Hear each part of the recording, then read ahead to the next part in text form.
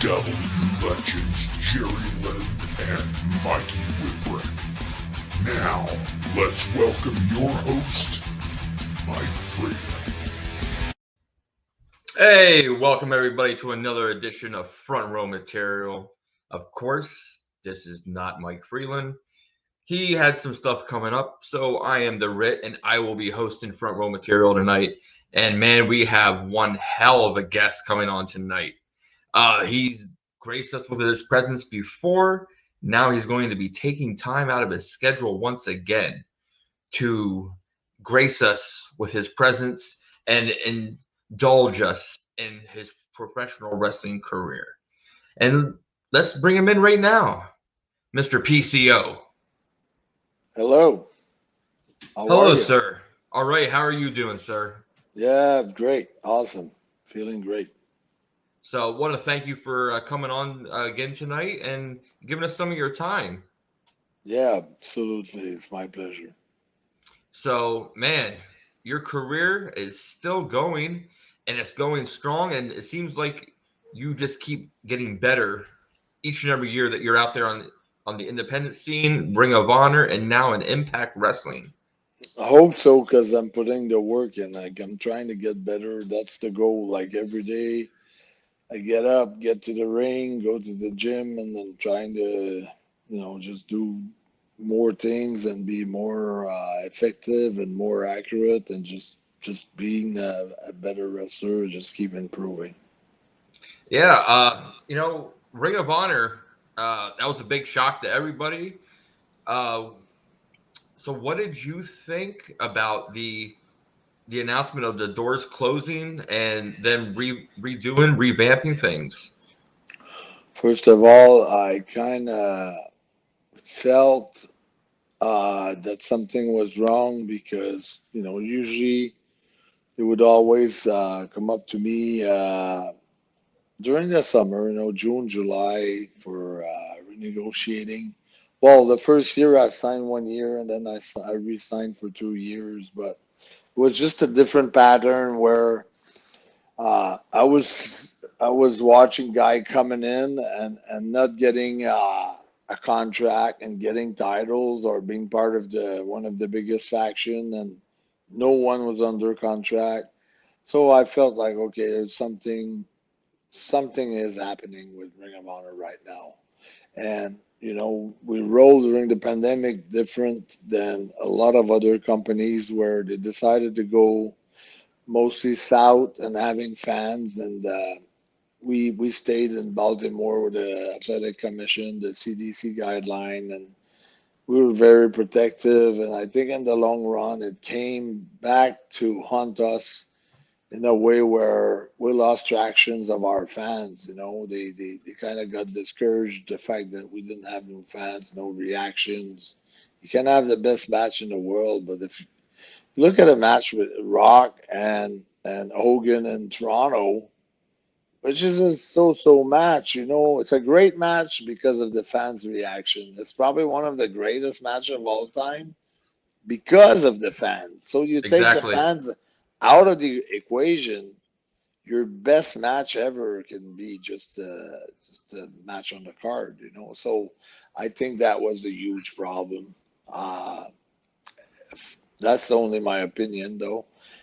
And I could see that something was coming. I could never, in my imagination, I thought, okay, what they're gonna do now, they're gonna go low budget without. That's before they said they were gonna close down for 4 months. They're Hmm. gonna go low budget, use a lot of new talent, guys from the dojo. They're gonna become a real company that develop talent, and they're not aspiring for a Stanley Cup or a Super Bowl anymore. Now they're rebuilding, a little bit like the Montreal Canadiens right now. We let go all our biggest stars and we keep the prospects, and that's how they proceed, and they they're gonna restart in April, which is that's a great news. I'm so happy for them, but so happy for the wrestling business itself. Creating more jobs, even though they're not gonna be you know, as lucrative as they were before, probably, it's still going to create jobs and it's going to showcase good talent and it's going to put a show on TV. And that's it. Just for that, I'm super grateful for that. And I'm super grateful for the 3 years that I've wrestled for them. But I could see it coming, you know, if something was going to change or something was going to give or something was going to be different. Yeah, right before the pandemic, it was the indies were starting to catch fire. Yeah, NWA was getting really hot. Impact was really hot. MLW. The pandemic hit and everything kind of simmered down because of the CDC guidelines. Like you said, no fans. Yeah. What was it like going out there? Did you get to wrestle during the pandemic to where there was no fans at all? I wrestled full time with no fans. I had like probably, I don't know how many matches. I had many matches with no fans at all. And I never let, no, I always kept my foot on the gas pedal and I always performed like it was 10,000 or 20,000 fans. You know, I always put my all-time best efforts in every matches. So, uh, but it was just tougher mentally, but we were professionals, you know, like every one of them, the whole roster, everybody, creative or executives, everybody was so professional that we did treat it as it was like it was sold out. So we we perform.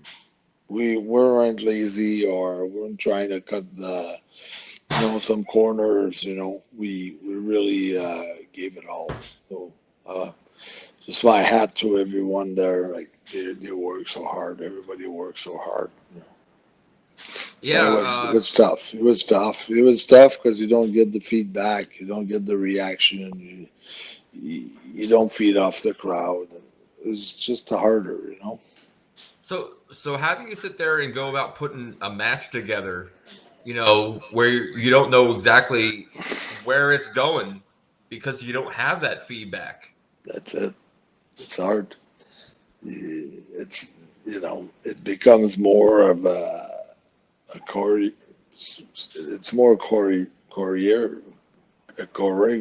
than it is a wrestling match. You know, it's more of a dance. You know, it's tough because you try to anticipate how the fan will react watching the show on TV. That's the only gauge you have, you know, to decide what you're gonna put on and go on with. You know, you try to imagine in your mind the people watching it on TV.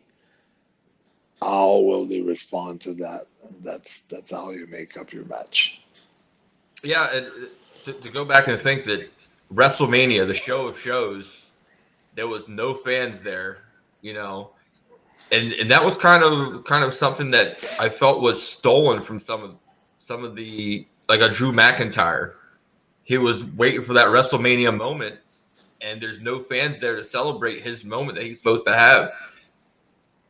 Yeah, it's true. It's true. You know, when I won the world title with fans, and then by the by the time I dropped the title, I mean, it was no point keeping it. You know, Hmm.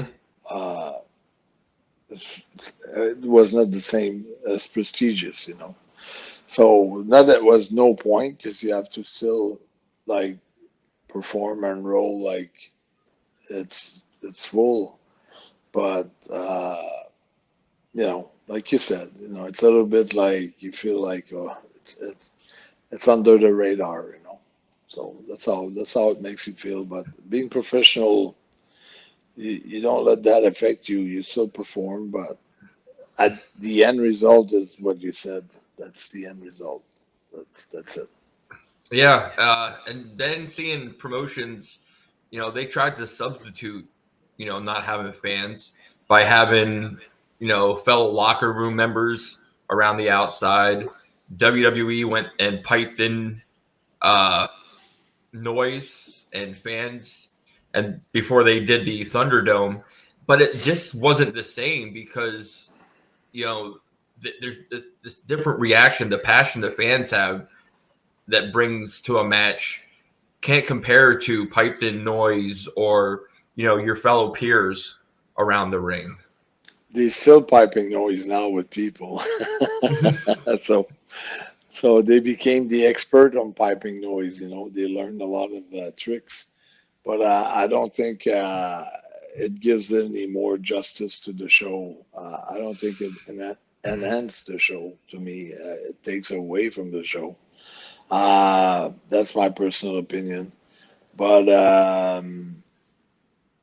yeah, I think the one who did better there, it's the one who, like GCW, who they kept on running with crowds. Mm-hmm. I think when you look back, nobody died. Yeah.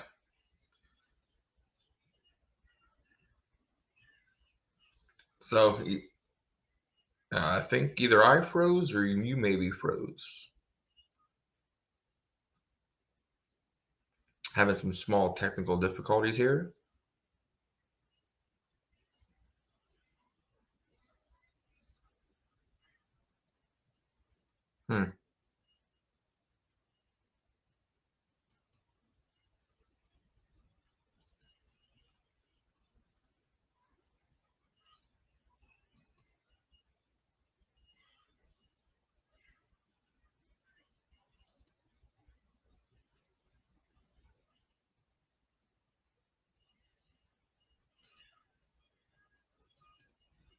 Well, we have been some technical difficulties. We're bringing him right back in when we're able to. But man, we're here Tuesday night. We have FRM Pod here. I'm back. Here we go.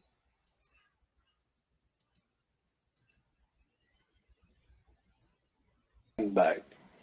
Yep, there we go. Yeah. Can you edit that or it's live? Oh no. It's live, but hey, front row material when Jerry and Mikey were on, and we always had some sort of technical difficulty, so that's our technical difficulty for the show.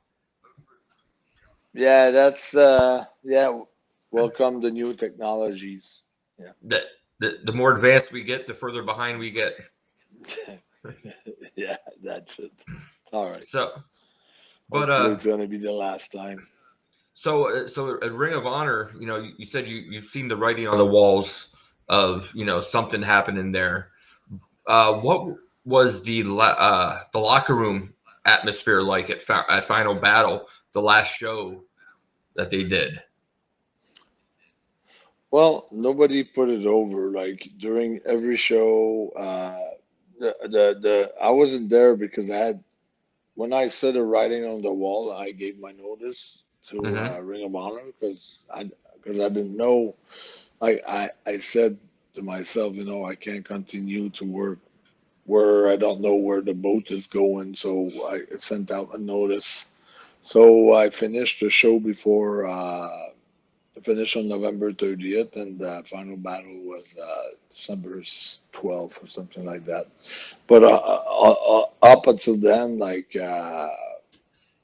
morale was good. I think guys were still expecting things to happen, or they were expecting something to pop out, or whatever. So, but everybody kept their pretty much everything to themselves. Nobody were disgusting loud, the fact that, hey, what's going on?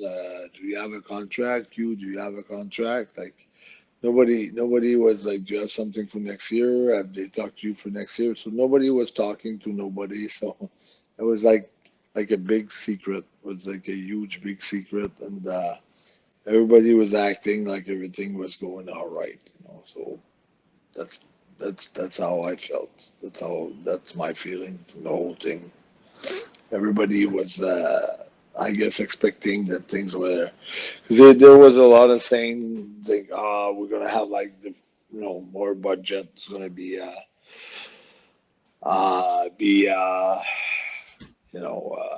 we're gonna have more budget coming soon. So people were expecting that, especially all the guys that were kind of getting signed, but on a per night basis and not on a contract, and they were hoping for their contract. So I guess the other one that were regular with the company were thinking the same thing. Maybe they're gonna sign everyone at the same time. So was a big shocking surprise when they said we're taking a 4 months break. Yeah, and as they say, when one door closes, another one opens, and now you found a home in Impact Wrestling. So with your experience and your wisdom with a young locker room like Impact has, there's a lot of talent there. Do any of them look up to you and try to pick your brain all the time? Well, there's a lot of veteran in that locker room. There's a lot of also producers with a lot of experience. So, I can bring my 2 cents, but you got so many guys, that that are veterans there. Lance Storm just came back for Hmm. the last TV tapings. He's just one of them, but each and every one of them are like super knowledgeable. They know the business. Whether it's D'Lo Brown, Gail Kim, uh, goes on and on and on. You got so many guys. Tommy Dreamer, you know, Rhino, Chris Sabin. Uh, Petey Williams. so I don't see him there. I haven't seen him that much. You've Mm. seen PD there? I haven't Uh, seen him that much. Not as a producer. oh, I don't when think he was, so. I'd say when he was on our podcast, he might have not been in the same role as he was a couple months ago.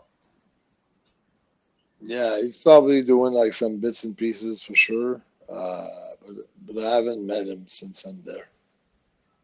So, But uh, uh, but Eric yeah, Young. I mean, there's so many. There's a lot of veterans, and Sean Morrissey, Moose. There's some young guys. There's a bunch of young guys like Mike Bailey's and Ace Austin and many others and Hammond Fulton and plenty of them. Like I think the mix is super awesome, super awesome mix. I think right now it's one of the best roster ever for Impact. Like we're always trending on Twitter. The the ratings are way up, so everything is going to the good direction right now. Everything we do touch, turns into gold right now. yeah. I love the storyline that they have where they brought you guys in. Was that always planned, or was that something that they tried on the do spontaneously? Now, I think that one great thing about this company is like everybody knows how to keep a secret. So it was planned, but not a word came out until the night that it was revealed. So, which is good because I knew it like at least a month before I started.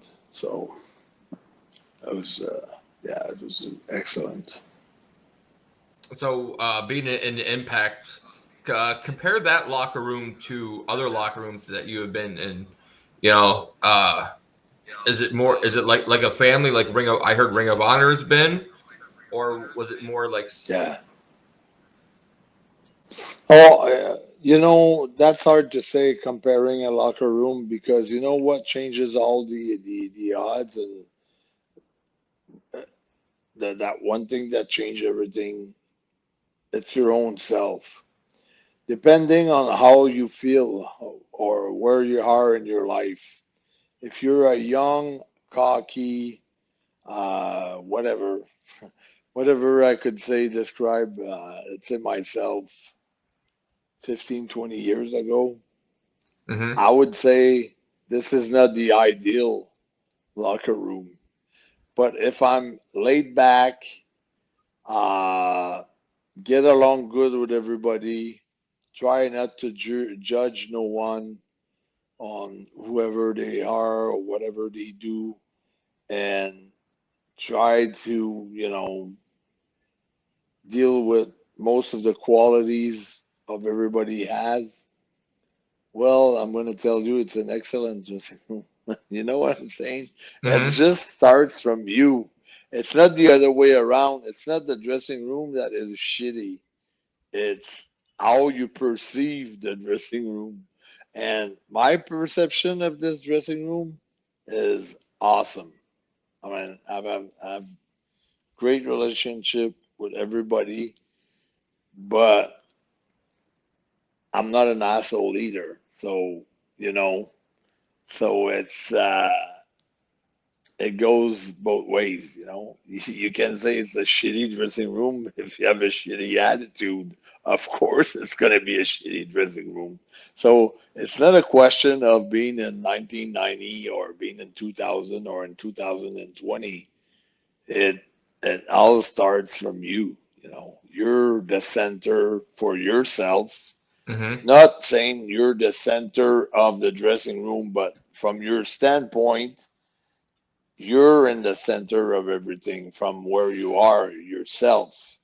Everybody's the center of their own dressing room. So everybody has a different perception. My perception with Ring of Honor was an awesome dressing room, and my perception with Impact is extremely good. You know, I like the vibe. I like the way everything is run. I think they're really professional. I think they're really organized. They got great flights. They got super nice hotels. Uh, I think since Anthem jumped in with them, Anthem is super big company, and I think everything is very, very professional. I'm very proud to be there, and I'm very proud to be part of that roster and that organization. Yeah, and Impact has a lot of great talent. Who would you like to step in the ring with if you had the opportunity to at Impact Wrestling? Well, Jonah, who was with Mm-hmm. NXT, Yep. he's a great talent. I think there's a lot of money to be made between PCO and him. The monster that never wants to die and that always comes back, and the other huge monster, super strong power lifter, great worker, and so I think that's a good feud there. Uh, of course, Moose is my main target. I think the world title is something that I'm looking at for sure. And there's yeah, I'd say Jonah, uh, Josh Alexander if he comes back.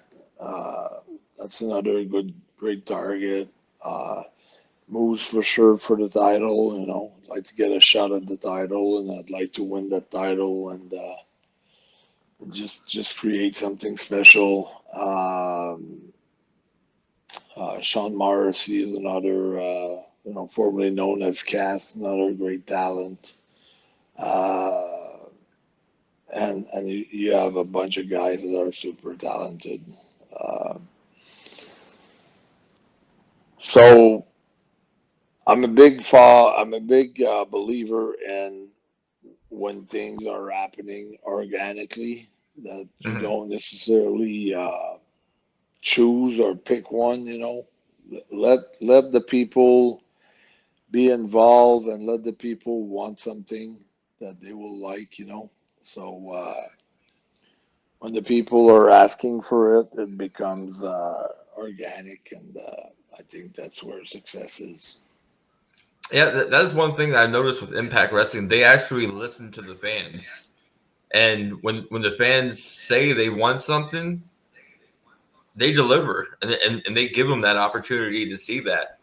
I would love personally to see you and Moose, go head to head for that title, and make that money right there. Yeah, yeah, that's always the goal. You always want to, you know, bring money to the company and draw money and draw good ratings, and you want to do good for the company that you work for, and you want to be valuable for them.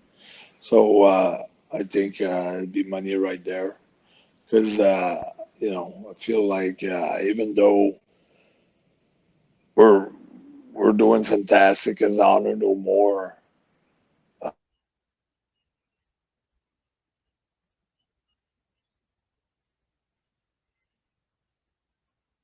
And it looks like we might be having a technical difficulty again.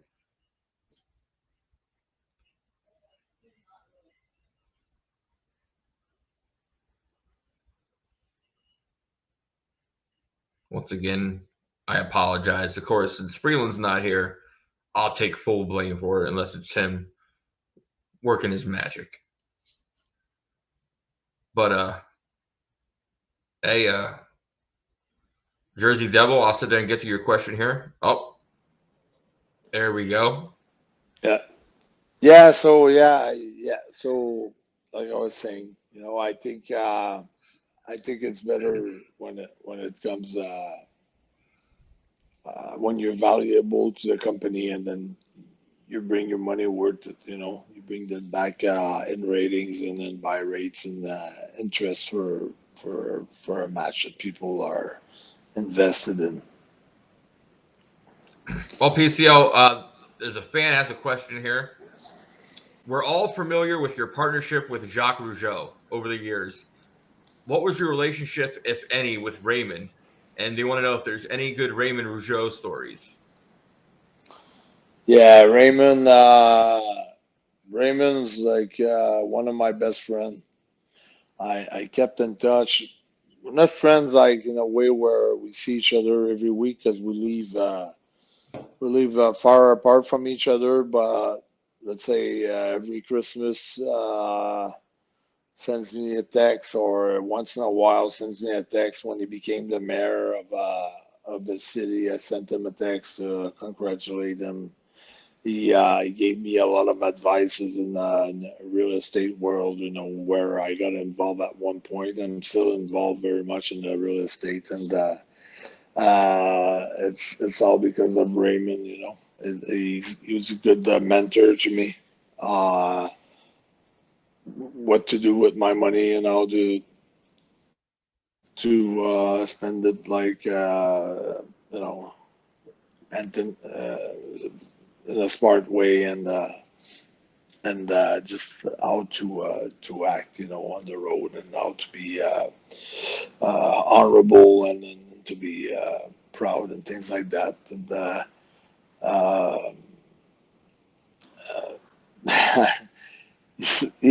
I think he's just a guy who's really, really fair. One time we are traveling together, he was doing the voiceovers, not the voiceovers, but the live commentary, in the ring. Like he was asking, let's say, Brett some questions, for different matches. And I think it was for Bret Hart at that point. And so he said, "Do you want to travel? I got a car," and things like that. So we traveled together from town to town with the TV tapings, and then he's so he's so fair and so just. So we're ordering like some food, and he's like, "We're gonna split that half and half."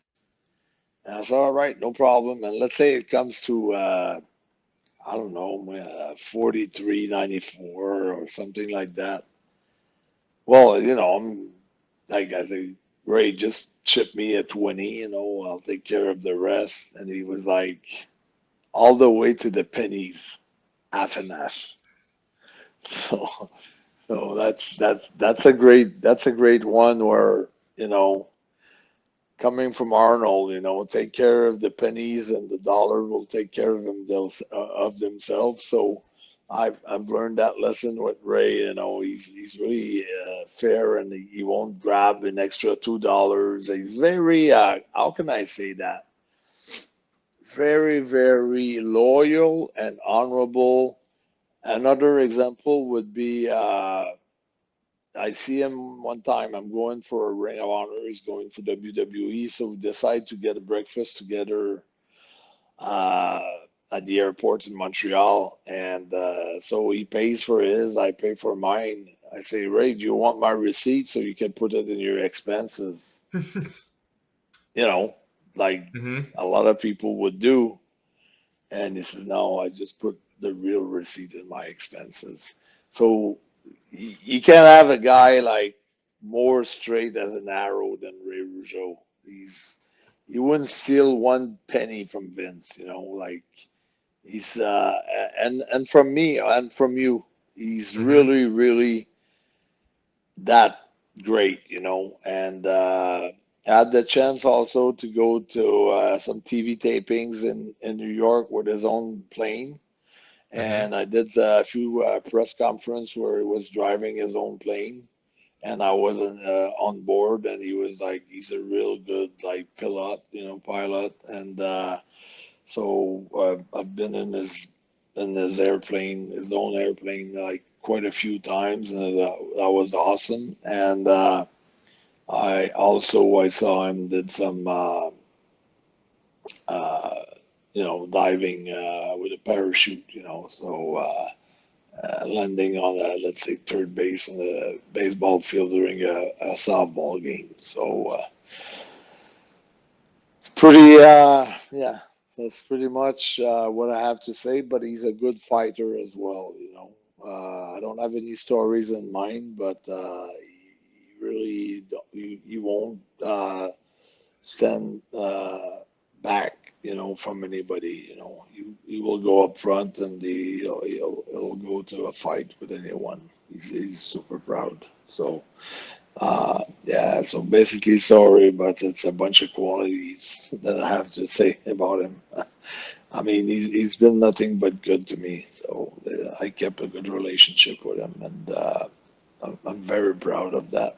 That's something that makes me proud to have a friend who's such straightforward, a lot of honor and loyalty like that. So very, very nice person. Yeah, it's hard to find that in an ideal friend.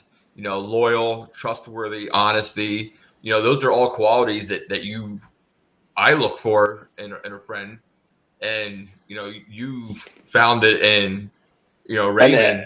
it inspired me to become like that, because I say that you need a lot of discipline. You need a lot of you know a lot of you need to be like totally different from a lot of other people, and it's very inspiring. It's a model, it's a mentor, and it's a good one. Sometimes you can be deceived by a mentor. So sometimes you can think, oh, this guy's a mentor, or he's a good model for me, and then you see a little thing, a little action, and then you get like, oh, that's kind of, you know, not what I expected from someone like him.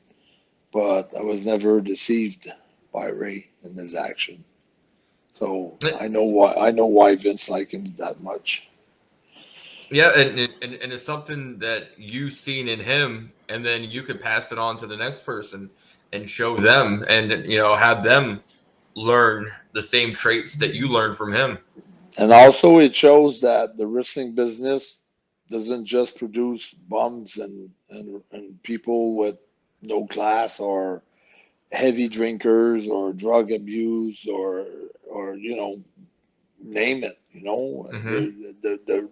The business it's got a bad rep, But guys like that, and I'm trying to follow the footstep, we're trying to make this business look the best that it could be, it could look, and I think that's a real plus for the wrestling business. Guys like him. Yeah, I always sit there to say if you take care of the wrestling business will end up taking care of you also. I hope so, and I believe so. But you're the first one who brought it up, and I'm going to keep it now. I'm going to put it in my book, and I'm going to, because I like to read my notes sometimes and go over, good principles and good quotes. And that's a hella good one that you came up with. That I was thinking, I'm super amazed by the fact that you came up with that, and it totally makes sense. Hey, I appreciate that. You can use it anytime you want. Yeah. It's awesome. Yeah. So, what are some future plans you have? I know last month you wrestled really close to me at PPW. Yeah.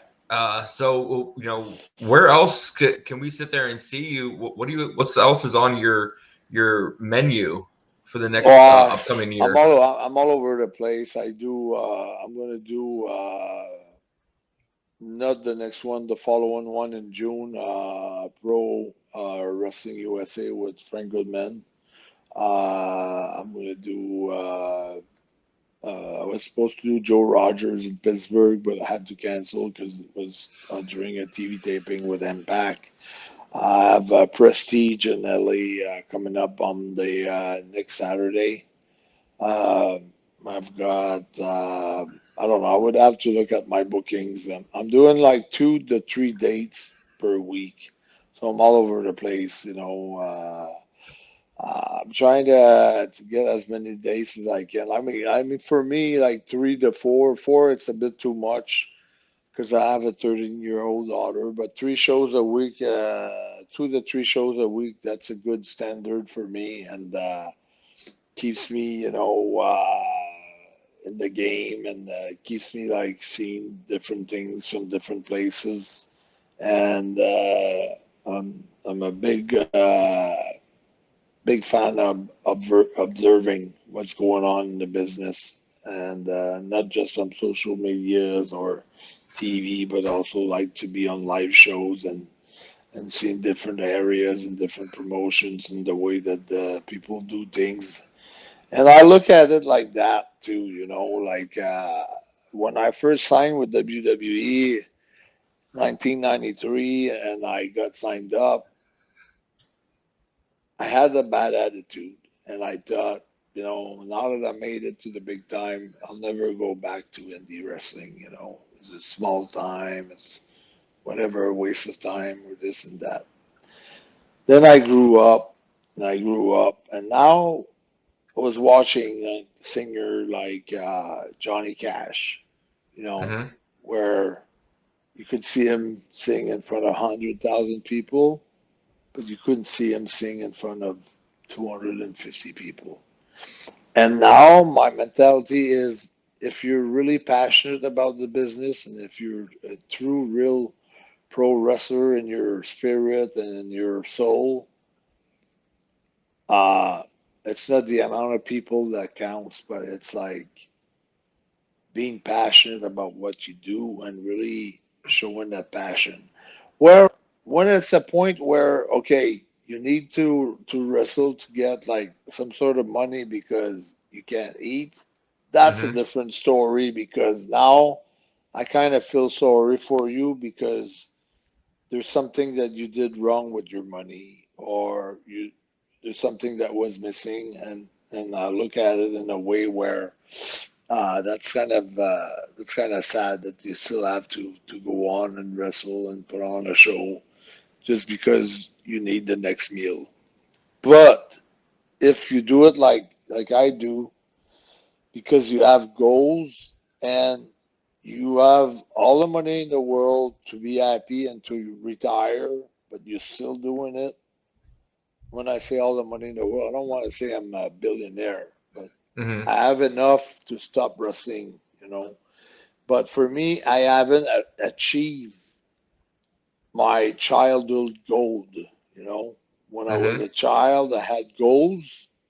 And for me, when you want to achieve those goals, you got to go outside of your uh, comfort zone. And you hear that all the time. Outside of the comfort zone is so many things.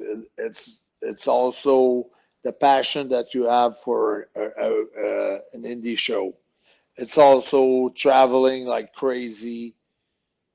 And don't get me wrong, I'm getting paid good money for my indie appearance. You know, the money's always good. You know, but it's also the passion and paying the dues. You know, in a way. But it's not paying the dues because I like what I do. But sometimes you end up instead of being in a Sheraton or Marriott, it's Motel 6, you know. So it's the passion, it's paying the dues, but it's also showing the passion for the business. And a little bit like Johnny Cash, that's one of the examples that I like to compare, but there's many other singers like that they didn't always sing in front of 50,000 people, you know, that they had like uh, uh, places in their career where they had to, you know, they wanted to uh, wrestle with, you know, or sing with smaller crowds because it was intimacy, because it was whatever it was for whatever reason it was. And for me, um, I feel unachieved, and that's the only reason that kept me going. You know, I want to achieve what I had set for goals, and that puts a lot of pressure because if you ask anyone, when you're put in a position, a money position, when you're put on the main event, when you have to you know close up the show, and you're put on the many different great position that you always dream of doing, you have that comfort zone. It's not there. You don't have that protection net under you. You know, you're Mm-hmm.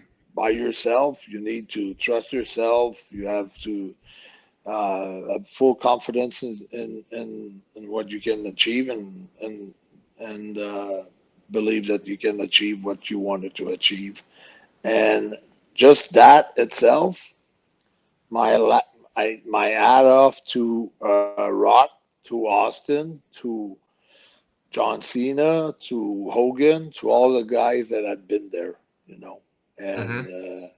that for me that's super important because those guys, you know, they did it and they had tons of pressure and they still went for it. They didn't say, "Oh, that's too much pressure. I'm going to stay home," or and I think that's one of the reasons where a lot of guys get pilled up or drunk because the pressure is so high that you decide to auto eliminate yourself unconsciously. It's not even a conscious thinking. It's so much out of your comfort zone. It's so hard to handle and to face it and to go for it and to face the outcome, no matter what it is, if it's going to be good or bad, that you fuck your own self up saying, "Oh, but he was caught, you know, drunk in a bar, or he did some coke, or he was not there on time, or he missed a flight." No, you didn't do it on purpose. It was totally unconscious. You were unconscious of it because of what it demands of you. And that happens to a lot of hockey players, baseball players, football players, guys that are put in position with so much stress that they fuck up just because they don't even know why they do it, but they do it because that's the reason behind. That's what I do believe. Yeah, you touched base about the indies. I've been to WWE live shows, and they're good, but I get more of a connection at an indie show. And I'm kind of curious what it's like on your end, wrestling in front of 50, 60,000 people, where you hear the crowd, but then at an indie show, 500, 600 people, and you get to actually interact with the fans. How is that for you? No, that's great, but nothing's gonna top 70,000, 80,000 people to a forum or sold out MSG. Nothing's gonna top that as far as adrenaline. You know, you're going back to your hotel room, you can't sleep for 2 days. You're so high up, you know, and you haven't touched any drugs, you know. It's just the way it is. Uh, but but the fact that you can connect with the fans on a indie show, that's awesome because you got a straight feedback, you know. Oh, I remember when you did that move. I remember your match with Brett. I remember when you did this. I remember your Ring of Honor title when you almost killed yourself because you slid on the car and you almost got knifed up, you know. So that feedback is also good, and you can tell in their face, you know, when they get a photo from you or they get to talk to you, you feel that energy where it's priceless to the fans, and it becomes priceless to me as well because you can't you can't have a one-way direction. It's Hmm. like if the electricity makes the ampule makes light, well, the light is gonna also gives you electricity. It works both ways, you know. I mean, it's that's what's so good about it. It's like when someone's happy, it makes you happy. So I really enjoyed that part on the indies. So PCO, there's a question that I love to ask, and I ask to all the guests. Okay, I hope you're ready for the SATs. Hot tub time machine. If you can go back to in wrestling history Yeah. to any match, take somebody out and put yourself in that match, what match would it be and why? Oh yeah, of course. I got a few, but the one that comes to my mind it's Rock, Rock and Hogan in Toronto for WrestleMania. Um, Okay. just because I'm so much about the atmosphere and telling a story, and this is something that I'd like to live myself. So that's why I'm saying that one. Uh, but but there's a bunch of other ones, you know. But that's probably the one that pops my mind right now. So, we had one question from the fans. He actually is from Canada. He wants to know if you have any Canadian shows coming up on your card. Well, it's tough, you know. I just did a tour in Calgary. I did 3 shows about 2 weeks ago. Uh, Most of the shows were canceled because of the pandemic. Canada was very different than the US. So Mm-hmm. I think there's a show on March 25th for C4 in Ottawa. I've had to cancel both shows, 2 shows with the Man Lucha in Toronto. Right now they're started rebooking. I think the first one I might do C4, but maybe in April. So I'm gonna see. The Canadian dates are really hard to know what's coming up next because it's clearing out. It's getting better with the pandemic, but they basically had every restaurant, bar, and entertainment closed for 2 years straight. Yeah. So, PCO, I want to thank you for coming back on again. As my good buddy Mike Freeland says, is there any way we could get you back on sometime for a part three? Oh yeah, absolutely. And I hope to have Mike with you or you two together to interact, and I'm always open for it. I'm very very happy and had a blast, and hopefully I'll see you with Mike soon. Yeah, I'm Uh, open. Part hey, three for sure. I definitely apologize. Him being a school teacher, he had the report cards, the parent teacher conferences tonight, and he's like, "Hey, I need a favor," and well, you can't tell the boss no. That's awesome. No problem. You did great. So, hey, PCO, do you want to tell anybody where they can find you on social media, your merchandise? Yeah, my merchandising, pro wrestling tees. I got tons of T-shirts with them. Twitter, PCO's Not Human. Facebook, same thing. Instagram, PCO's Not Human. And yeah, basically everywhere, even TikTok, PCO's Not Human, all over the place. And yeah, you'll have access to my videos, my thoughts, my workouts, all kinds of stuff. And also, one who's very important to me is my YouTube page. Subscribe, ring the bell, and it's PCO Pierre Carwillet. So yeah, that's basically that's all the place you can reach out with me. Hey, we're definitely make sure we plug all your places, especially your YouTube page, and help you any way we can. Thank you so much. You always do, and I really appreciate Mike a lot. I got to build a good relationship with him, so send him my regards and tell him I was very happy to be part of the show with you. And I think you're a good, probably, I don't think you're hiding it, but you're a fan there. I can see the wrestling fan in you. It's always funny. Mike always sits there and has these, hey, I got to do something to when I have to interview people by myself. I've had Ken Shamrock by myself. Yeah, it's like, there's that little bit of the fan there, but you got to keep it professional.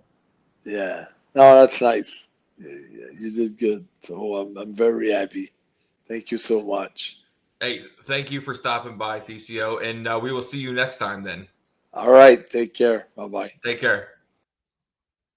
Man, there we have it. PCO Part 2. Freland, what do you do to me every time?